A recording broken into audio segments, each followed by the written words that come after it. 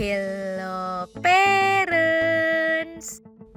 Menyusui merupakan salah satu hal penting yang menunjang tumbuh kembang bayi begitu ia lahir ke dunia.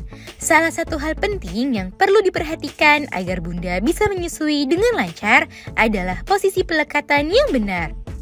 Pelekatan yang benar tidak hanya penting untuk kelancaran proses menyusui, melainkan hal ini penting diperhatikan agar bayi bisa mendapatkan ASI yang cukup. Namun hal itu tidak semudah seperti yang terlihat. Ada saja kebingungan untuk membedakan antara pelekatan yang benar dan salah. Nah, agar bunda bisa menghindari pelekatan yang salah, pada edisi kali ini akan kita bahas mengenai tanda pelekatan menyusui yang salah, serta cara pelekatan yang benar. Yuk kita bahas parents! Sebelum dimulai, jangan lupa support channel ini dengan cara klik tombol subscribe yang ada di bawah agar dunia parenting semakin semangat menyampaikan informasi yang bermanfaat. Nyalakan juga tombol loncengnya ya, agar tidak ketinggalan pembahasan-pembahasan seputar pengasuhan selanjutnya.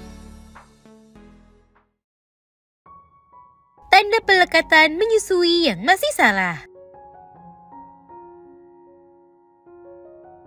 Pelekatan yang salah atau keliru wajib bunda hindari selama proses menyusui. Karena selain membuat bayi tidak mendapatkan ASI yang cukup, hal ini juga membuat produksi ASI lama-kelamaan akan menurun dan sedikit. Alhasil, bayi beresiko mengalami gangguan pada tumbuh kembangnya dan juga menjadi lebih rewel. Nah, untuk mengantisipasi hal tersebut, bunda perlu tahu bagaimana tanda-tanda yang menunjukkan jika pelekatan menyusui masih keliru atau salah. Tanda pertama yang terlihat jelas dan mudah diperhatikan adalah ketika puting atau daerah areola tidak masuk seluruhnya ke dalam mulut bayi. Selain itu, bayi terlihat hanya mengisap sebentar, kemudian ia langsung tertidur atau malah bertambah semakin rewel. Hal itu menandakan bayi tidak bisa mengisap dengan baik karena pelekatan yang belum tepat. Perhatikan juga reaksi bayi ketika sedang menyusu. Jika ia tampak tenang dan terus mengisap, maka itu menandakan pelekatan yang benar. Sedangkan jika bayi tampak menggeliat atau terus bergerak saat menyusu, itu bisa menandakan posisi pelekatan yang belum tepat. Selain itu, saat pelekatan sudah tepat, bunda bisa mendengar suara menelan dari si kecil. Tips pelekatan menyusui yang benar. Di awal-awal proses menyusui, biasanya beberapa bunda mengalami kesulitan dalam proses pelekatan ini. Hal itu bisa disebabkan karena baik bunda dan si kecil masih dalam proses adaptasi.